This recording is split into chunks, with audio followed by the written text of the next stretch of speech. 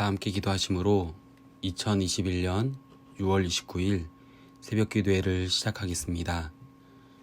하나님 아버지, 오늘도 우리에게 구별된 시간을 허락하여 주시고 하나님의 말씀 앞에 나와 예배할 수 있도록 인도하여 주셔서 감사합니다.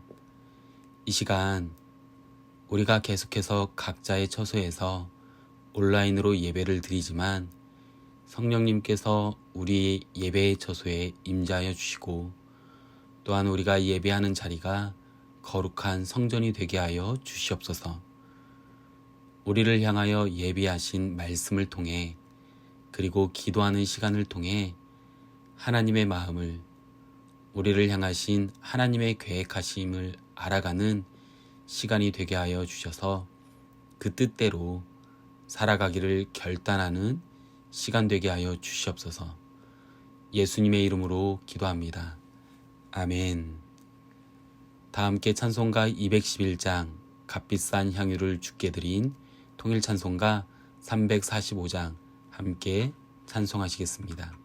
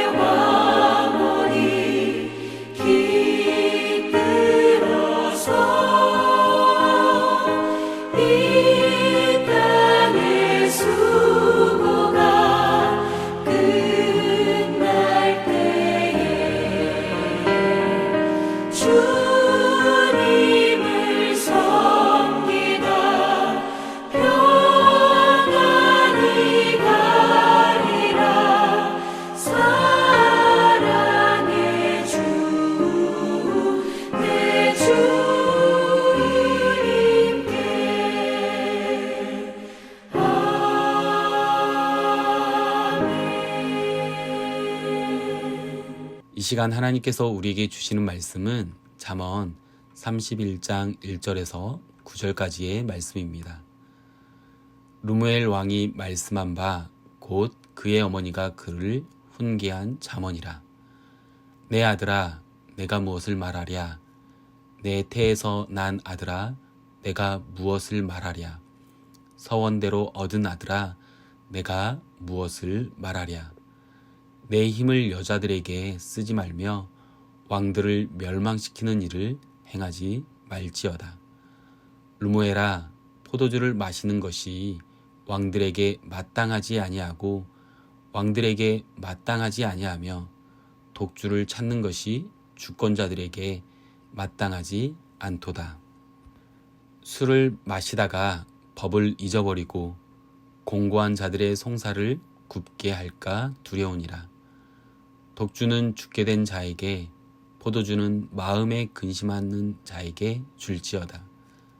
그는 마시고 자기의 빈궁한 것을 잊어버리겠고 다시 자기의 고통을 기억하지 아니하리라. 너는 말 못하는 자와 모든 고독한 자의 송사를 위하여 입을 열지니라.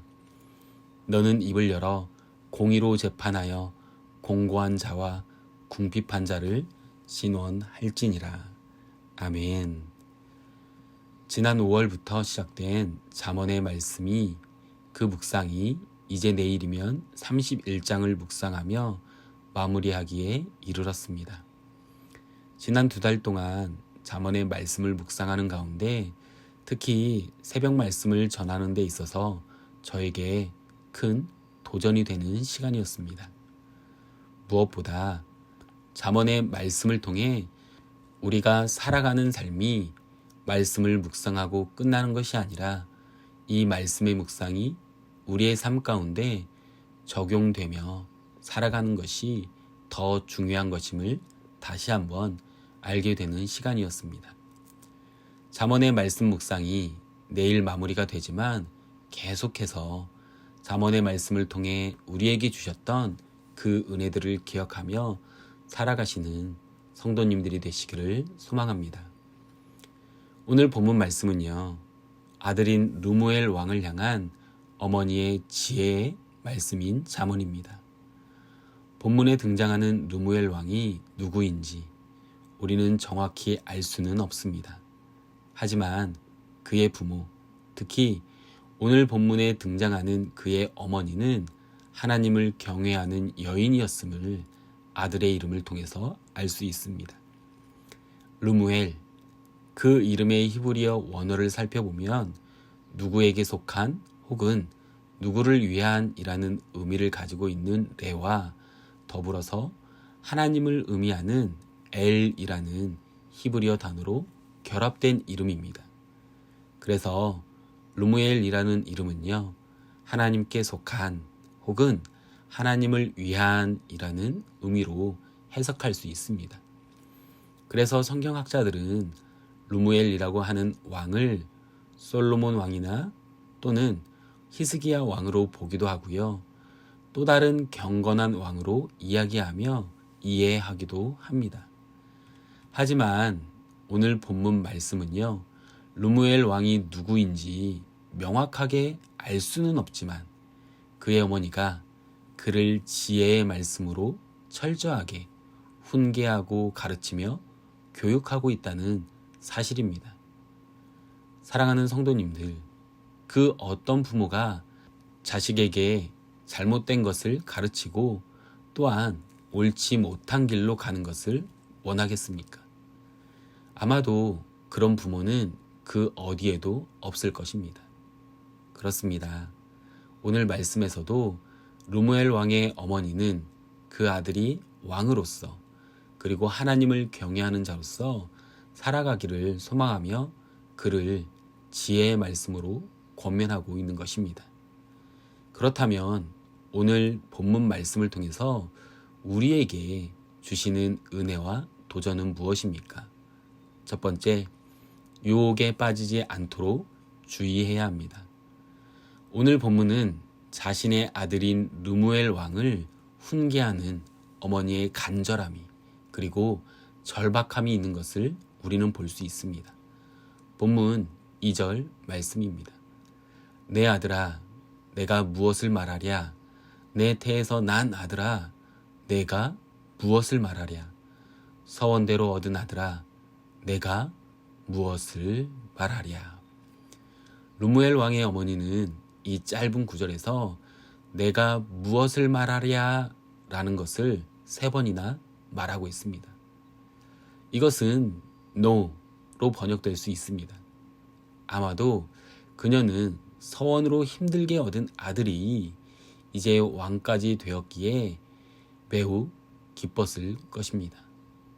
그런데 왜 이렇게 애타게 내가 무엇을 말하냐 라고 no라고 힘주어 이야기하는 것일까요?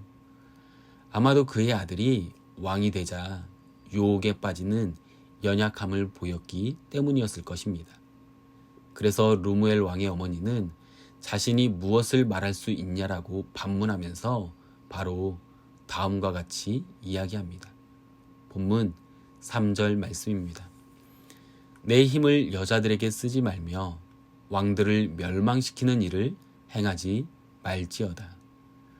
우리가 역사적으로 볼 때 왕은 여자들을 접하거나 취할 기회가 많이 있음을 알 수 있습니다. 그래서 그의 어머니 역시 자신의 아들을 향해서 여성들에게 힘을 쓰지 말라고, 집착하지 말라고 권면합니다. 더 나아가서 이것이 바로 왕들을 멸망시키는 일임을 상기시켜주고 있는 것입니다. 특별히 많은 여성으로 인한 위험을 경계하는 잠언의 말씀을 고려할 때 이스라엘 왕들이 결국 넘어지게 되는 원인, 망하게 되는 원인이 바로 여성과의 관계에 있었다는 것을 우리는 유추할 수 있습니다. 먼저는 사무엘하 11장의 말씀을 보면 다윗의 생애를 은혜에서 심판으로 바꾼 사건도 밧세바와의 간음 사건에서 시작되는 것을 볼 수 있습니다. 이 사건을 통해서 하나님께서는 언약에 따라 다윗을 심판하셨고 그로 인해서 그의 집안이 다툼과 갈등이 가득하게 되었습니다. 그리고 지혜서인 잠언에 많은 분량을 차지하고 있는 솔로몬 왕은 어떠했습니까? 열왕기상 11장 3절과 4절 말씀입니다. 왕은 후궁이 700명이요 첩이 300명이라. 그의 여인들이 왕의 마음을 돌아서게 하였더라. 솔로몬의 나이가 많을 때에 그의 여인들이 그의 마음을 돌려 다른 신들을 따르게 하였으므로 왕의 마음이 그의 아버지 다윗의 마음과 같지 아니하여 그의 하나님 여호와 앞에 온전하지 못하였으니. 많은 여인들이 왕의 마음을 돌렸다라고 이야기하며 결국에는 그 여인들이 왕의 마음을 여호와로부터 돌려 다른 신들을 따르게 했다라고 이야기합니다. 이것은요, 많은 여인, 다시 말해서 이방 여인들이 솔로몬 왕을 타락하게 만든 근본 원인임을 우리에게 잘 보여주는 것입니다.